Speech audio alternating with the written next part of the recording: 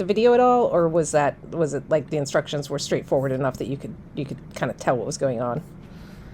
I did use the video just for different parts of it because you had explained certain things, and I just was like, oh, just to refresh my memory, I went back and looked at it, so it was very helpful. Cool. All right. All right. So, now we've taken a look. I'm going to use your example. I forget what you called your I think it was ABC shop or something ABC. like that. Okay. All right. So we did go ahead and, so you went ahead and added all of these locations to ABC shop. So we've got stores and we've got areas. And even though these are labeled districts, okay, so this will be the first thing that we'll do. This is a really good example of something really typical that happens, right? So they call their level 2 areas, but they labeled them when they sent them over to you as districts. So say they notice this, right? And they're like, oh, we were wrong. Like, it's our fault, but we still need to change these to match this. So after you have imported the locations, right, you can export the locations. And when you export, and then you can make changes in the spreadsheet, so the very actual manual way to do this, I'll show you how to do it manually first, is that if you come in here and say, all right, let's actually start this way. So if we go into areas, right, so we've got all these districts. There's like 20 of them, right? So say we want to add in area 1. Do you want to share your screen, or should I be looking at? No, that would be a great idea, as I'm just...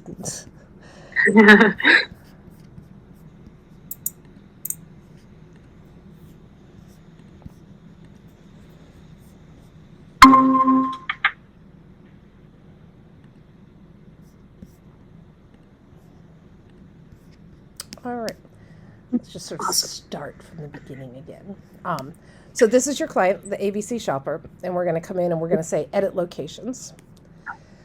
So these are all the locations you added in.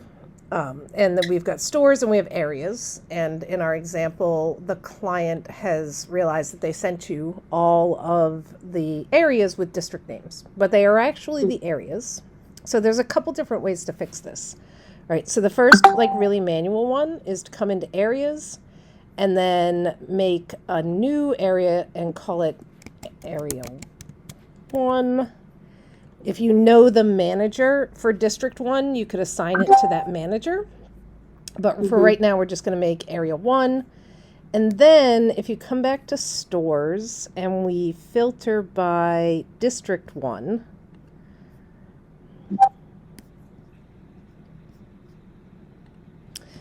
we could take each of these 4 locations and we could change it from district 1 to area 1.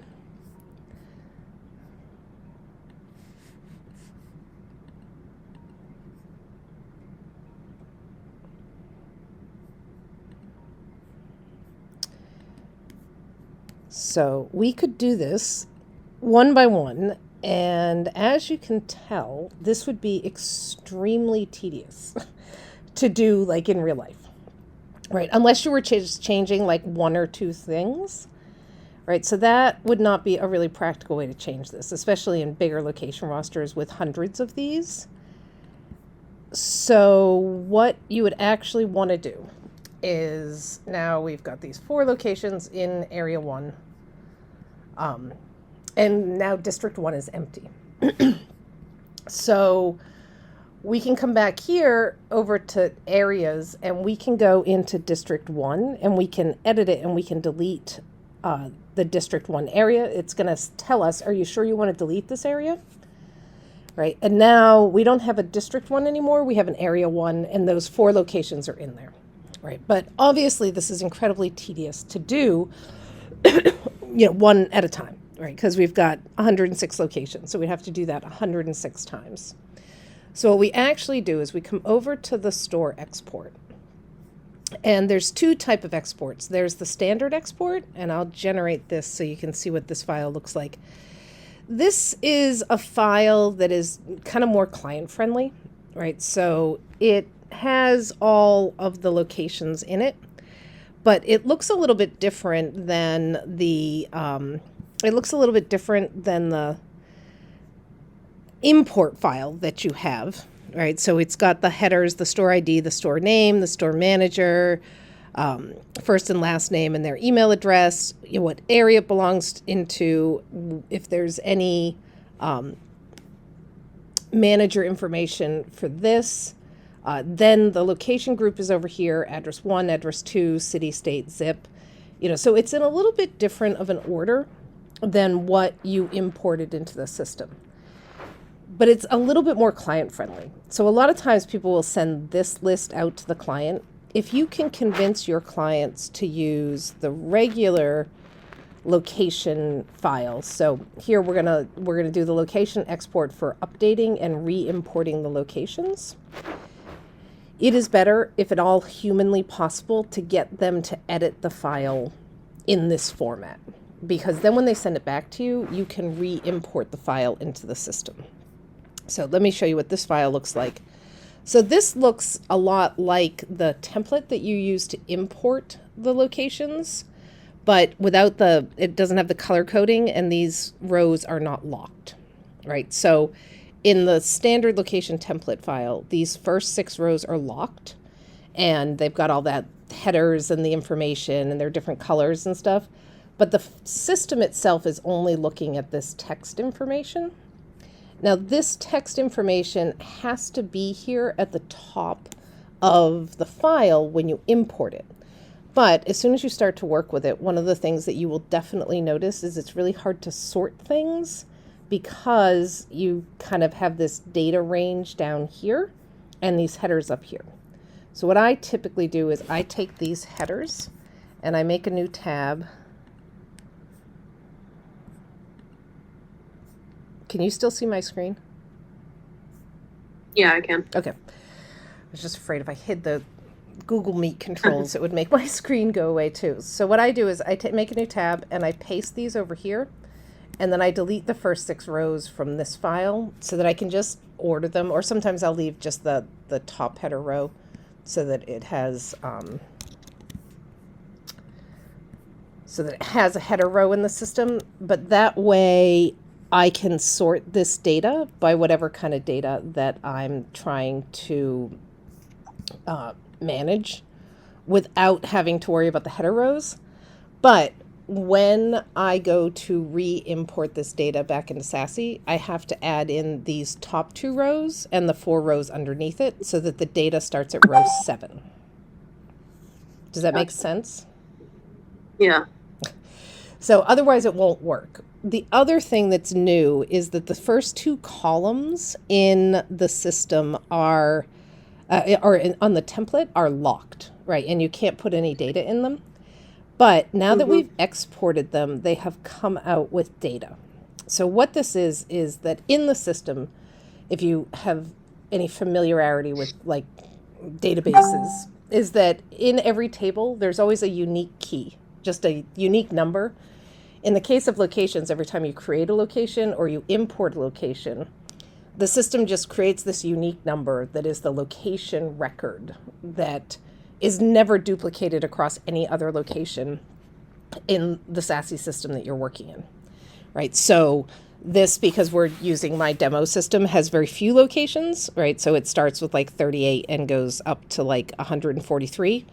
If you exported a location roster from somewhere in Reality Based Group, you'd get numbers that were like in the 10,000s, because every time a location is added to that system, it just gets the next unique number in the system.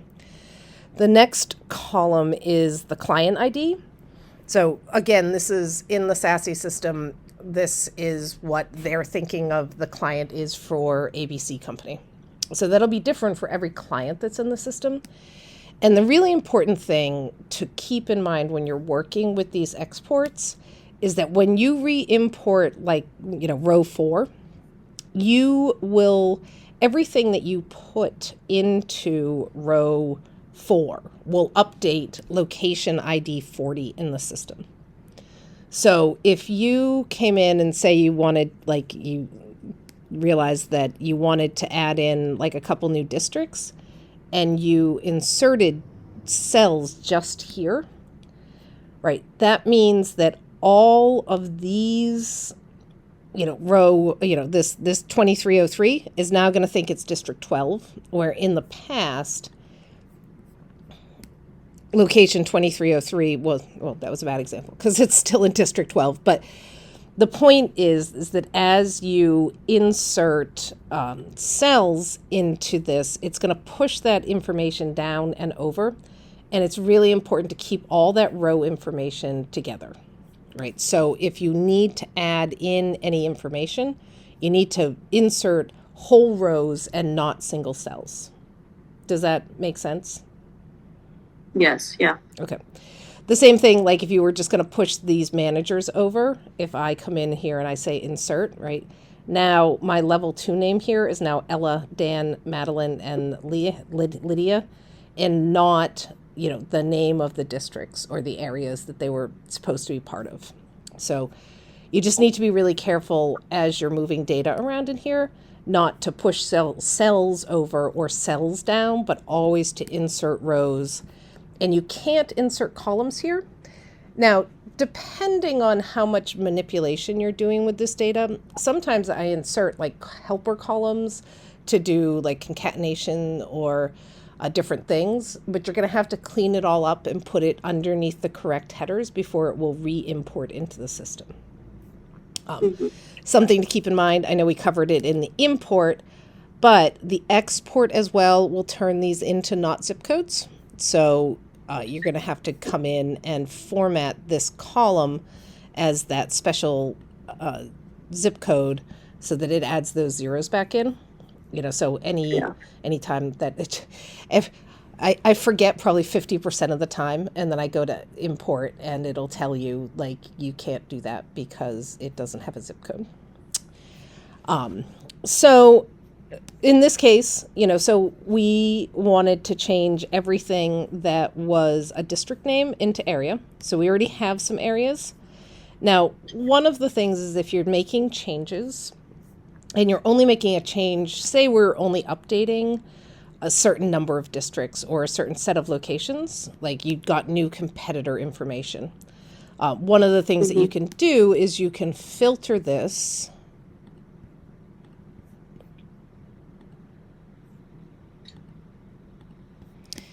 just for competitors, take this data and put it into a different tab.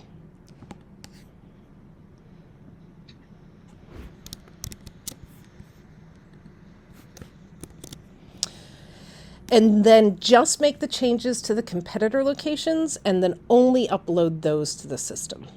So that way you won't inadvertently make some changes to all of the other locations in the system.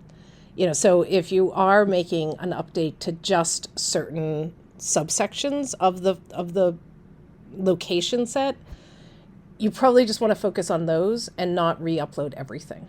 There's a couple good reasons for this. One is that if you do something wrong, you have less locations to back out of. The other is that, and we're dealing with a small set of locations, you can only upload about 1,000 new or updated locations at a time into SASE. So if you have a location roster with 5,000 or 10,000 locations, you're going to do that 10 times. And so that's a matter of you're going to manipulate it all in one spreadsheet. And then the next thing you're going to do is you're going to save it 10 times with just 1,000 locations each in it. And then you'll end up uploading 10 separate files. So if you can just focus what you're working on and only work on things that actually need changes, it's better to do it that way. And just focus on the things that you need the changes on. But in this case, what we're going to do is we're going to come in here and we're going to use find and replace. We're going to replace everything that says district with area. Okay. So Now these all have area names instead of district names. And so what we can do now is we come back over here, and I actually come back over here, and we're going to copy this.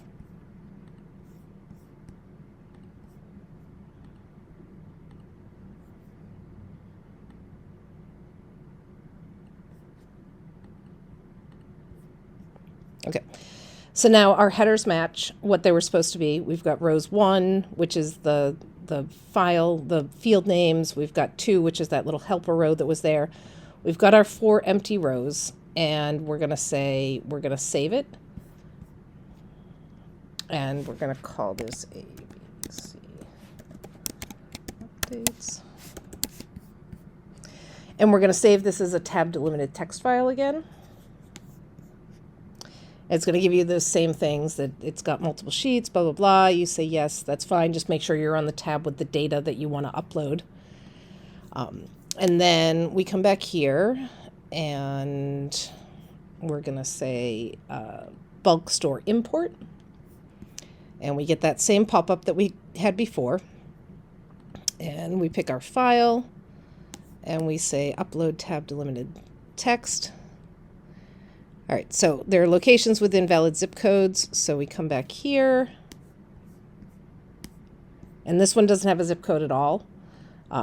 So we're just going to make one up for now, because normally you would go off and find this actual zip code. You know, it's pretty simple to take the address and Google it. It'll tell you the zip code for where it is. Sometimes clients don't send you them. Sometimes they're blank. Sometimes they're formatted wrong. Sometimes they have 3 digits in them. You know, there's all sorts of reasons why this could be wrong. In a real life scenario, we would actually go find the zip code for 3350 South Woodward Avenue Southwest in Wyoming. Wyoming, Michigan, apparently. So that would normally be a thing we would go look up. In this case, because it's just for a demo, I'm just going to add in a zip code here. And then we come back here, and we do that again.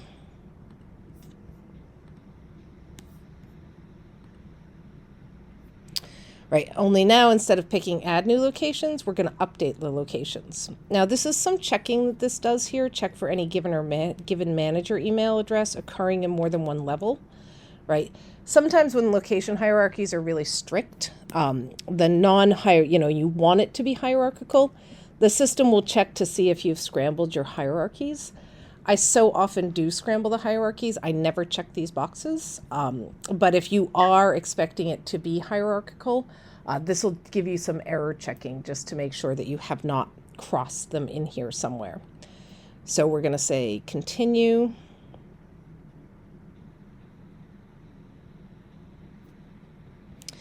And it's going to give you a preview of what you'll be uploading. You're going to say import locations.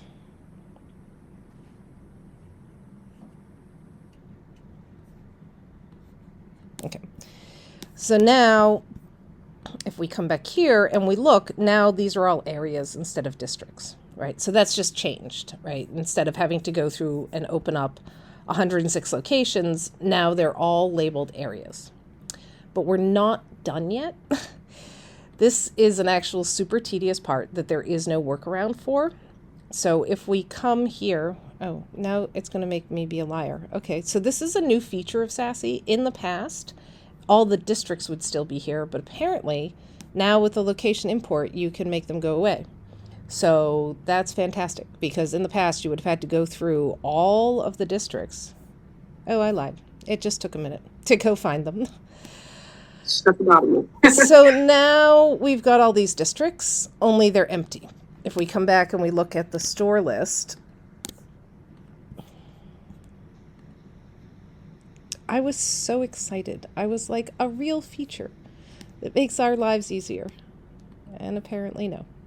Right, so all these districts are empty, and we can't, but if I'm a client and I'm looking at like a filter, or I'm looking at like a hierarchy, I'm going to see all these districts in there, but there's not going to be any locations in them. So extremely tediously, what you have to do is you have to come in and you have to delete all of the empty districts. You see why I was so excited that they were like, that I was like, oh my God, they're not going to make us do this anymore. So you have to come in, That would and have been amazing. that really would be amazing. And the, but alas, because this is 106 locations and 20 districts. Sometimes this happens like, sometimes there's hundreds of them. Now, Yeah. so this can get really tedious. Now, one of the things is that if you're afraid, especially if they're interspersed, like here we just had areas and districts, so they were separate in the list. But sometimes you are hunting and pecking through the list. Say you try to come into area 5, which does have locations in it, it will say that this area is currently associated with locations and cannot be deleted, right? So if you are hunting and pecking through a list, you don't have to worry that you're going to accidentally erase or delete a district or like a hierarchy that is supposed to still be there, because anything that you've correctly emptied out, and the other thing, let's say we clicked on one of these districts and it gave us that message. Maybe we didn't empty it correctly and it still is in the district. So it gives you a chance to kind of double check that as well. So does that make sense? Yeah, definitely. Okay. All right. So the next thing that happens a lot of times is, so we've got these stores and we've got these areas. The client sometimes looks at this and goes, well, on top of the areas, there's actually like regional management. So then they want to be able to see above this, we've got stores that report into areas and then we report into a region. And in that case, what we would do is come back over to our import. And if they gave you the regions, that's when we put those into level 3 and we organize all of the areas by region, and we put those, the region names in here. And then if they have managers associated with the regions, we would put their information in here. And then we would save that. But one of the tricks to this, and this is actually going to be your exercise after this meeting, is if you came back over here and you said you wanted to import the information into, you've created this new level 3 and you've put all the designations in there, right? The system itself only knows about stores and areas. So you have to come back over to client inform settings in here, and you have to define what level 3 is. So Gotcha. you have to put a label in here that says, what is this information that I'm storing in the level 3, right?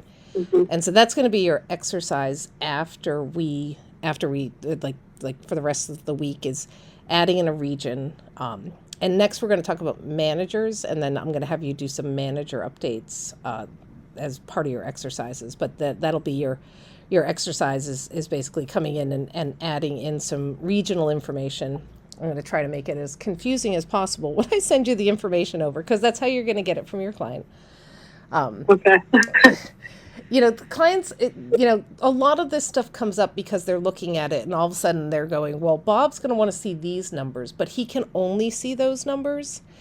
So when we set up these filters this way, a lot of times what we're trying to accomplish a couple different things, right? Some people, there's like contractual reasons, sometimes there's legal reasons why they can't see anybody else's data. Like, for example, I set up a casino client a couple years ago for Reality Based Group, where the union contracts in Vegas mean that a blackjack dealer can't see like the mystery shopping results for the poker dealer, right? They're not, and the managers of those people can't see any of those other results either, right? So sometimes these are very strict hierarchical divisions that are in place for legal and contractual reasons that make it so that under no circumstances can anybody see data for anybody else, right? So we set it up so that nobody can see what's called peer data, because down here in reporting, by default, if I'm an area manager, right, so we've got these, we've got areas 1 through, 20-ish or so. We skipped around a little bit just because I hacked this out of a fake location roster. But we've got these 20 different areas. If I'm the manager for area 1 and I log in, I can see results for area 10, area 11, area 12. Like, I can see what their average scores are.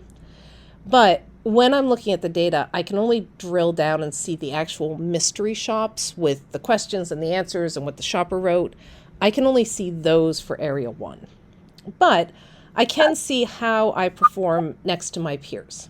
So if my score is like a 87%, and everybody else's scores are in the 90s, like, I'm not doing that great. But if my score is like an 87% and everybody else is in the 70s, like, I'm doing pretty well.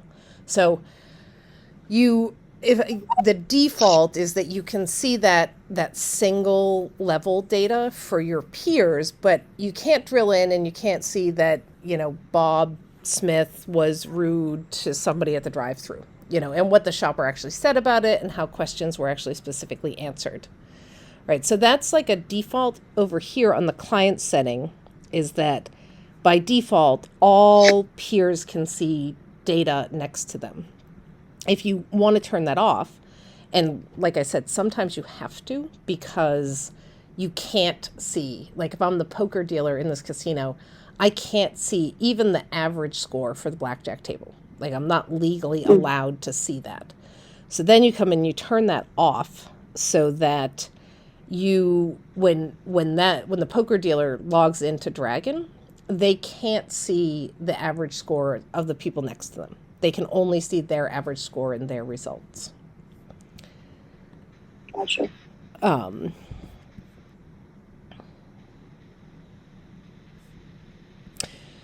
Right.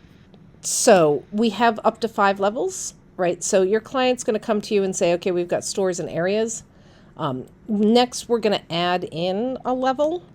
And then I think what we'll talk about next week is what happens when your client comes in and says, oh, well, underneath areas are these other specific, we realize that there's smaller breakdowns underneath areas, so that's harder. That is harder. So we're gonna go up to 3, and then we're gonna go to 4, but 4 is gonna go in the middle of these.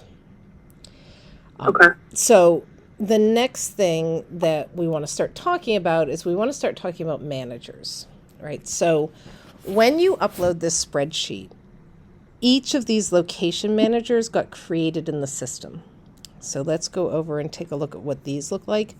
Now, the management interface on managers is terrible. It's very difficult to match up what manager is in charge of what locations. So there isn't any way in here to see who the manager of any specific location is without opening up the actual shop. It's like the actual location record itself. So when I come and I look at this location, 1024, I can see that Hunter Flores is the store manager for this. If this is a mistake or I want to change it to one of these other managers, I can do it with this drop down here, but there's no place on this location list that says, I want to see all the stores that Hunter Flores is in charge of. All right, so that makes it a challenge to manage managers in the system. Also makes it a challenge that apparently it's going to take forever and a day to open up the main admin page to show you managers.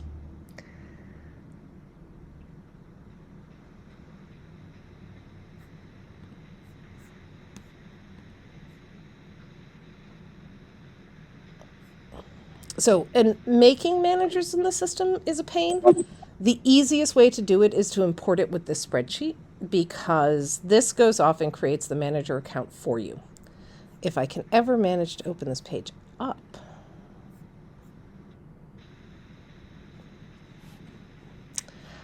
I will show you the manager admin page someday before we die. Hopefully. Oh, yay. Okay, so when you uploaded that spreadsheet with all that manager information in it, if you come over here to manager accounts, a lot of times it will default you over to system administrators, and you have to change it here to the client that you're looking at. And someday ever. Okay, so here are all the managers in the system. Now you can see here that it just tells you who they are and what their email address is. If you want to look at like specific level managers, you have to come over and switch over to the store, to the manager type. And now this gives you this very helpful information about what store that they're the manager of, right? Okay. This is the only place that you can see this, and this is the location name and not the location ID. So it has some information, but it's not, like I said, it's not intuitive, and it's really hard to just say, like, who's in charge of all of these things without doing the export. So say I'm looking at the areas now, and say I want to add a new area manager. Say I talk to the client and they say that there's this guy, we'll call him Bob Smith. Right. And then you have to create the username. So we're going to say B Smith. And then you have to come in and set the password. Now, Google helpfully has this thing that says suggest strong password. And that will fill in these two fields with the strong password. The challenge is that sometimes it doesn't work. It gets to a point where it like defaults to not selecting that. I haven't quite figured out what the thing on the interface is that it's like, oh, I'm tired of suggesting strong passwords. So I usually just put in a password like change me or something like that. Because the actual process that we're going to go through next, so I'm going to make this be my email address. You can leave the email address blank, but you can put the email address in if they have it. Now here, right, so I'm going to create this area manager. So I'm going to come in and I'm going to say, I want to save this, right?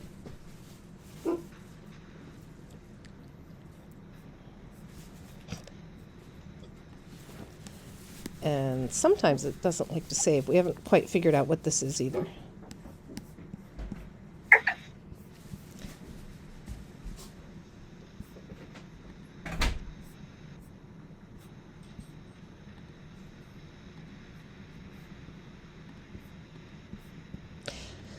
Right, so then it was just asking me whether or not I wanted to update my password. Don't do that. It'll lock you out of your SASE password. It updates like the SASE password that you have saved in your Google Chrome.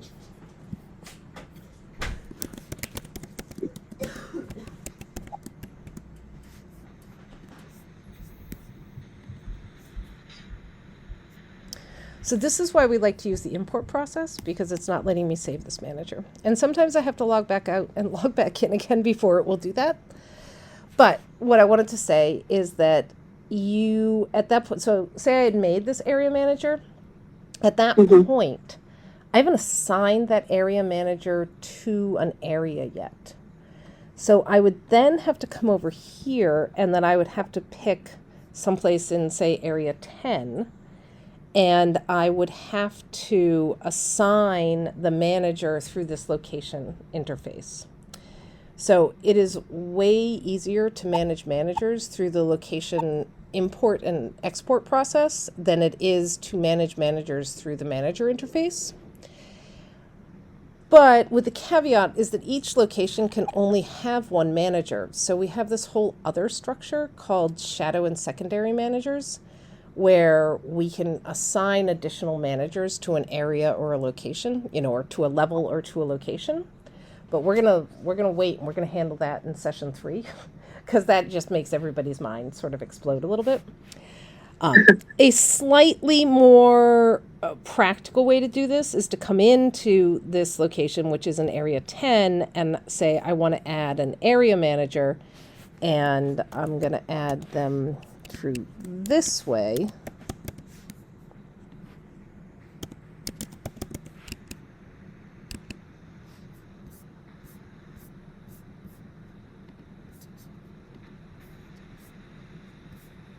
Now we're going to cross our fingers that it actually adds.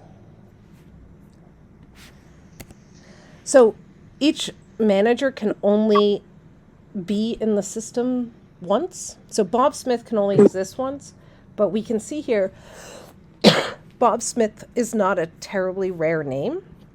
So sometimes you end up,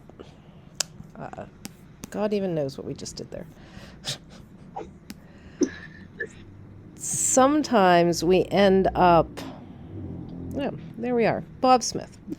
So we can pick Bob Smith from this drop down, but sometimes you end up telling people like, you can't be Bob Smith, you have to be Robert Smith or Rob Smith or Bobby Smith, or sometimes if you add like a dot before or after one of the names, like so Bob dot Smith, that can overcome that. You know, there's a lot of little things of trickiness with managers that we're just going to have to kind of keep talking through. It's hard to cover all of the eventualities without just confusing you completely and utterly about how managers work. So we'll sort of stick with like the basics of this is how you create managers in the system. And then I think what we'll do is we'll do a little bit of advanced stuff on how you kind of manage managers in a little bit more of an advanced way. And then we'll probably just as like requests come in from Taco John's or, you know, any client that you're working on, we'll probably just have to handle those changes like one by one, you know, and kind of talk through them, because there's literally like hundreds of different scenarios for how managers can change, can be adjusted. And then, you know, every time you think you've covered every eventuality, somebody comes back and goes, well, I would like this person to be charged of, you know, these 6 things in that area, you know, and you're like, oh my God. And you just have to figure out how to do it like one by one. And as you can see from the interfaces and various things, it's not really super intuitive. You know, it's not easy. They're not linked together well. You know, and I'm only telling you this, not even to criticize Sassy, but to help you understand that like the frustrations that you have with this are not solely yours, you know, and it's not because you're missing an easier way to do it. It is relatively complicated. So let's go back and look at our export again. Right, which is how we're going to eventually end up managing all of these as much as humanly possible. Right, so I have assigned Bob Smith as my area manager, and I'm going to go ahead and export this again.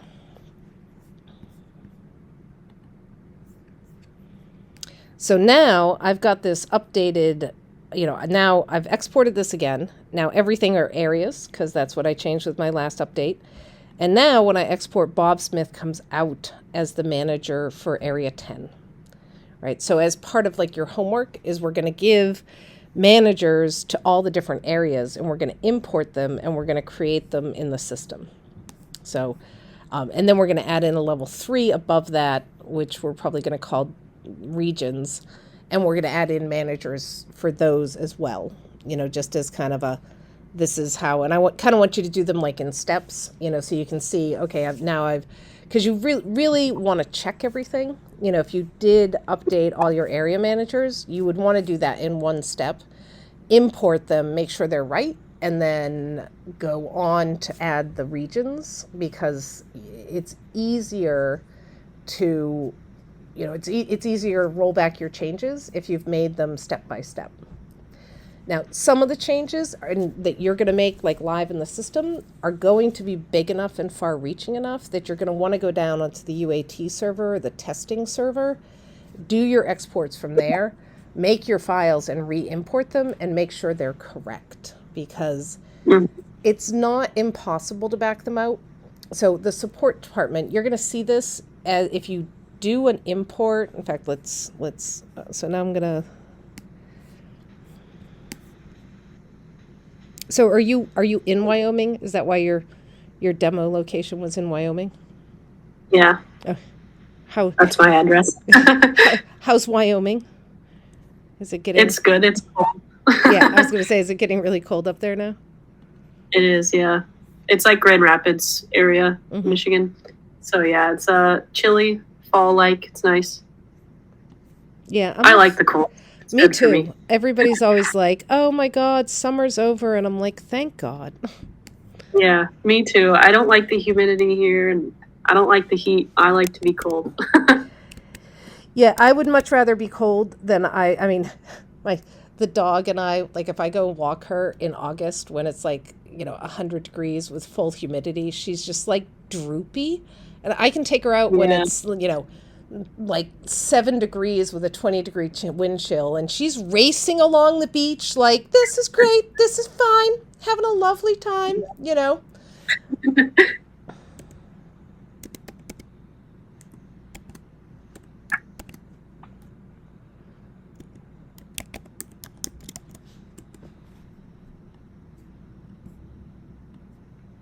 I just want to show you, you're going to get an error message when you, not an error message, you're going to get this warning, and I want to explain what the warning is.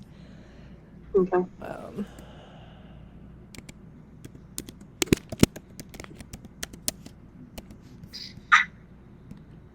Because this will help you in production. Like, this is all demo stuff, so nobody cares. Although, interestingly enough, over the weekend, somebody stumbled upon the login, the shopper login for Black Cat scheduling, and sent me an email and I would like to sign up to be a shopper in your system. And I was like, I kind of ignored it because I wasn't really paying any attention. And then they sent me another email, and I was like, oh my God. So I emailed him and I was like, this is a demo training site. And he was like, oh, well, no wonder you never post any shops. And I was like, how did you get this URL? I felt very much like, how did you get my phone number?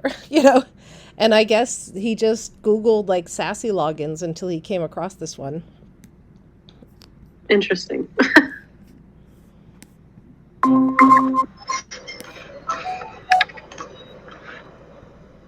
Hello. Hello.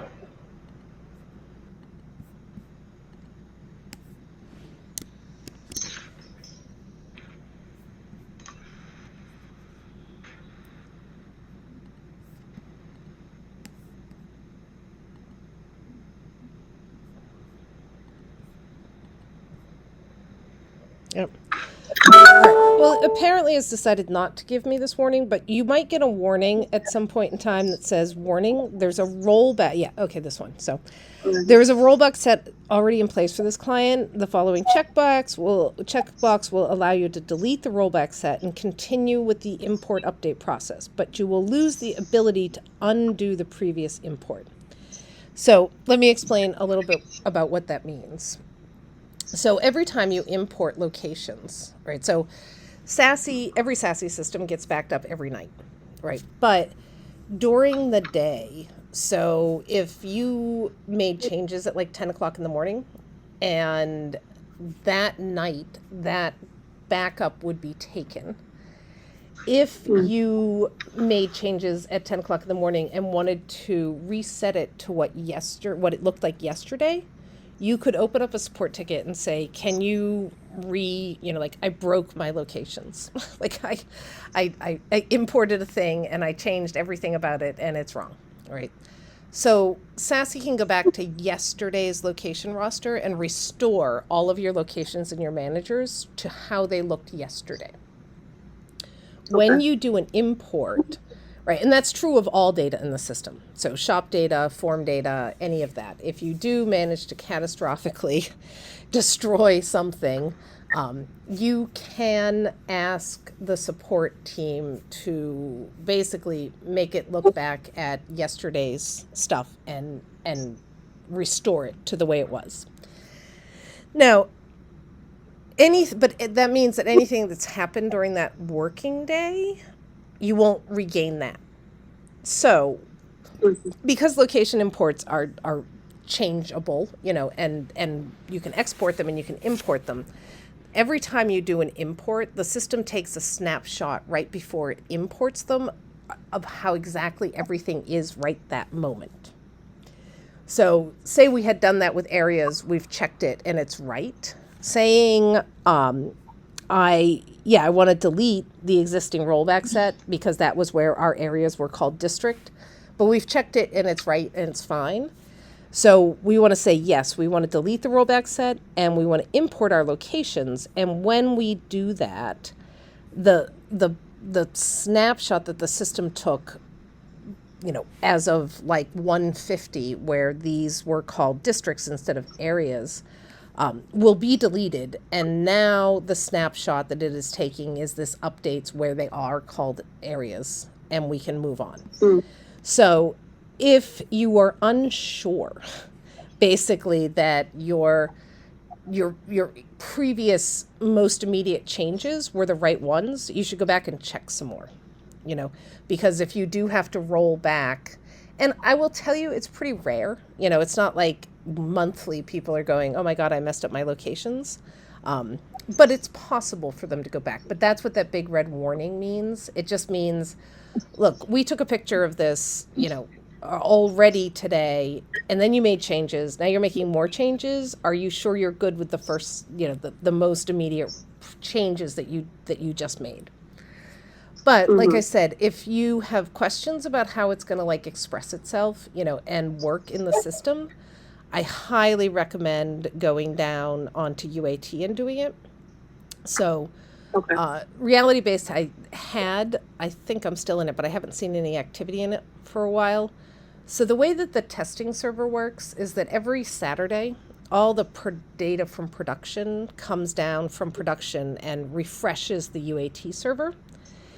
If there's any custom development going on, the code comes up out of like sandbox servers and lives on the UAT server until somebody's tested it and said, yes, this is doing what I want. Now, there is a way, but so part of this is that if you're setting up a location roster, and sometimes clients, we show these changes to clients on the testing server because they're not even sure if they're the right changes. So sometimes what we'll do is they'll come to us and say, well, how about we want to see the data this way or that way or whatever, but we're not sure. And so we'll make all the changes on the testing server and then send them out like sample reports. Like if you change this and that way, this is how it would look and this is how it would act once you made these changes. And we'll show them how the data is going to look on the UAT servers, not on production, not having changed anything for their users. And they'll go in and they'll poke around, and then if they do like the changes, then we'll make those changes on production and update their servers. But if they don't, every weekend, all the data comes down from production and wipes out what you've set up as a test. So there are ways to ask that like the whole reality-based group system come out of the sync, right, and not get synced. So if you were working on like this massive location roster change and your client wasn't ready to sign off on it, but it took you hours to do it on the UAT servers, and they're not going to meet about it until, it's Thursday, and they go, okay, well, we can't meet about this until next Tuesday. If you did not turn off the sync on Saturday night, all the data would come down from production and wipe out all of your changes. So you can ask SASE not to do that. But there's an internal reality-based group like GChat that goes on because sometimes people want that to happen. Like they made a bunch of changes, the client doesn't want them, and they want to make different changes, but instead of backing those out on UAT, you can just wait till the production data comes down. The other thing is you can request that the whole system gets synced like in the middle of the week. But somebody else might have just made a bunch of changes to a location roster to show their client. So, like I said, there's this channel to basically say, hey, I either want to take the system out of the sync, or if it is out of the sync, I want to put it back in the sync, or I want to sync the system today.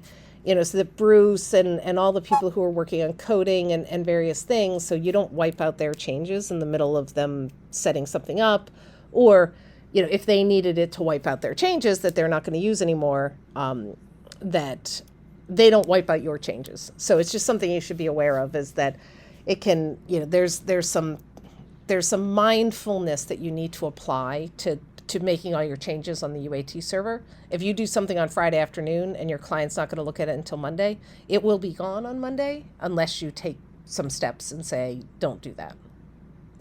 Yeah. So, so those are just some kind of complications that come up with managing locations and making updates. And so, I think we're going to take, the next one is just going to be some basic updates, adding in that level. We're going to add in some managers.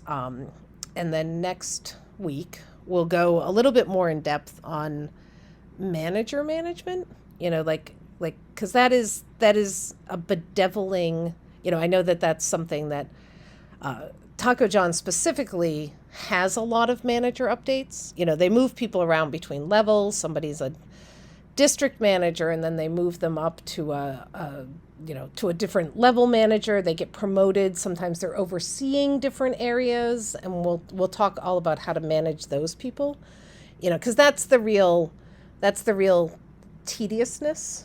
This stuff where we're importing locations and exporting locations and updating levels, you have to understand that structure before we can start kind of managing managers around all of that and the trickiness that goes into it.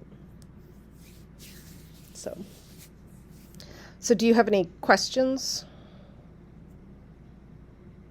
Not yet. I might, okay. After I review this stuff, but yeah. Yeah, and if you get stuck, we can hop on the phone again. Once I set up the exercises, it'll probably be later on tonight, and I'll send those over. And then just get as far as you can. And if you get stuck, we can, even if we just do, 15, 20 minutes, we can talk through it again. Okay, cool. Sounds good. All right. I think we are at the end of our time, and I have to run. So look for those exercises, and if you have any questions, let me know. Okay, all right. Will do. All right. Thank you. Thank you. Okay. Bye.